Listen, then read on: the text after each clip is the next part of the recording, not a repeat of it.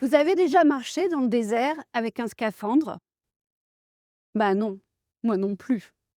Et pourtant, j'en ai approché des situations dans ma vie de cette façon, avec de bons outils robustes, mais pas du tout adaptables aux situations.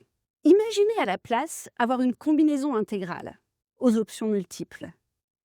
Une combinaison intégrale ajustée comme une seconde peau que vous enfilez tous les matins sous vos vêtements. Une combinaison intégrale prête à s'adapter à tout ce que la journée vous réserve. Moi, je dis que c'est un sacré upgrade. Et bien justement, c'est de cela dont on parle avec le self-leadership. Pourquoi s'y intéresser aujourd'hui? Que ce soit de McKinsey à l'OCDE ou au World Economic Forum, tous les rapports sur le futur du travail pointent vers la même certitude. Le self-leadership est devenu indispensable. Les jeunes générations l'ont compris depuis longtemps. Elles nous réclament de l'authenticité, de la connaissance de soi, du sens, de la flexibilité, de l'autonomie. Elles nous réclament de se sentir acteurs, de pouvoir développer des éléments de leur self-leadership au quotidien. Et maintenant que l'IA chamboule tout, la bascule se confirme. Savoir ne suffit plus. Nous devons pouvoir répondre à toute situation, apprendre en permanence avec un monde qui continue à accélérer la course. On en revient au self-leadership. Cette extraordinaire capacité que nous avons de pouvoir nous adapter tout en restant nous-mêmes. Alors, je suis tombée dedans avec mon premier job. Je suis à Londres à traiter des données géophysiques au fin fond d'un bureau. Et j'annonce à une de mes amies avec certitude et conviction, moi, travailler sur un bateau pétrolier, 6 à 8 semaines en mer, avec les 50 mêmes personnes en vase clos, jamais, au grand jamais. 2 semaines plus tard, je suis au port d'Aberdeen, prête à embarquer sur le navire Le Patriote. Et j'y travaille pendant plus de 2 ans. Ce revirement de situation, ce n'est pas moi qui retourne ma veste, ni moi qui ne sais pas ce que je veux faire de ma vie.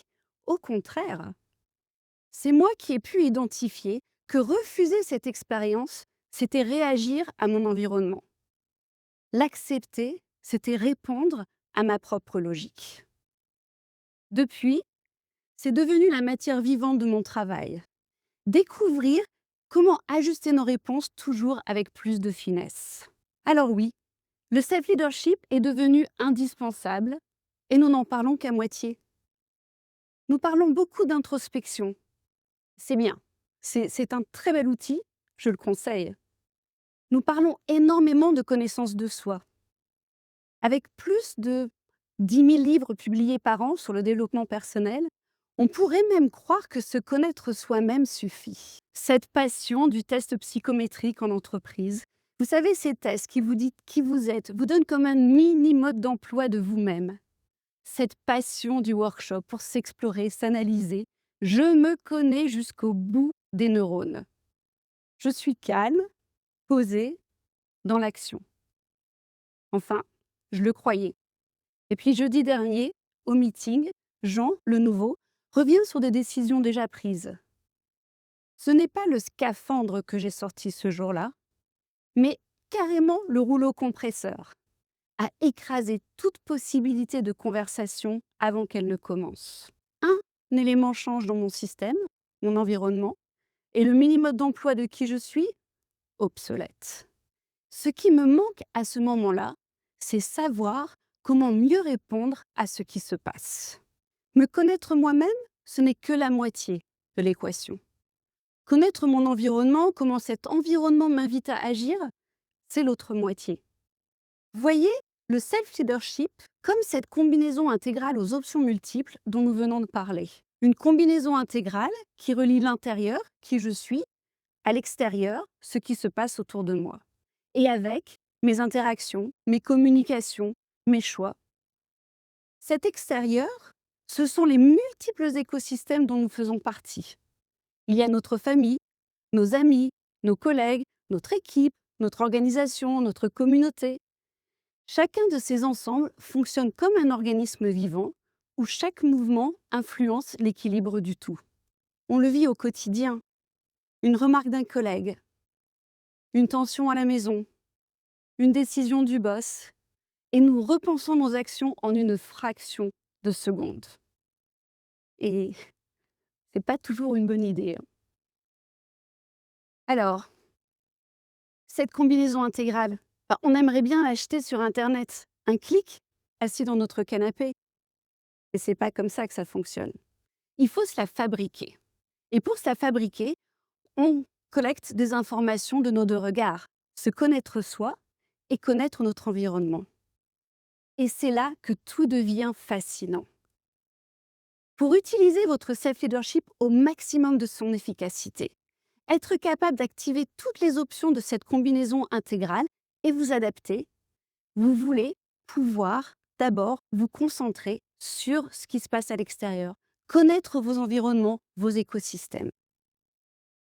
J'observe une dynamique dans une conversation, je sens comment elle me traverse, de la curiosité, de l'impatience, de la frustration, de la colère. Je me pose et je choisis ma réponse. Sachant que Jean est dans la session, je peux même aller plus loin, me préparer, établir quelques intentions. Quoi qu'il arrive, j'écoute Jean calmement et maintiens l'ordre du jour avec fermeté. Et là, tout change. Je ne suis plus dominée par la situation. Je choisis comment y répondre. La réunion finie, j'ai pu démontrer à l'extérieur la personne que je sais être à l'intérieur. C'est en observant ce qui nous invite à agir que nous pouvons passer de réagir à répondre. Me connaître moi devient presque un produit dérivé de mes interactions. Alors maintenant, ce n'est pas une cape qu'on se fabrique, mais bien une combinaison intégrale aux options multiples. Dès que nous prenons du recul pour adopter cette vision globale et voir tous nos écosystèmes, la complexité nous saute à la gorge. Je dois garder en tête mes émotions, mes intentions, ce qui se passe autour de moi, mon identité, mon cap, mes choix d'action. Et c'est là que la tentation revient. Revenir à notre mode par défaut. Nous recentrer sur nous et enfiler à nouveau ce scaphandre. Et avec perdre ce plus que nous permet le self-leadership. Nous adapter tout en restant nous-mêmes. Récemment, j'ai découvert qu'en situation de survie, le réflexe qui sauve, c'est justement de regarder à l'extérieur. Pas de se concentrer sur soi, mais d'observer, de s'ajuster et d'agir avec le monde. Et si on faisait pareil au quotidien? Si on mettait en pointillé la connaissance de soi pour dynamiser l'exploration de nos écosystèmes? Parce qu'activer notre self-leadership, c'est cela, élargir le regard et devenir pleinement intentionnel et vivant.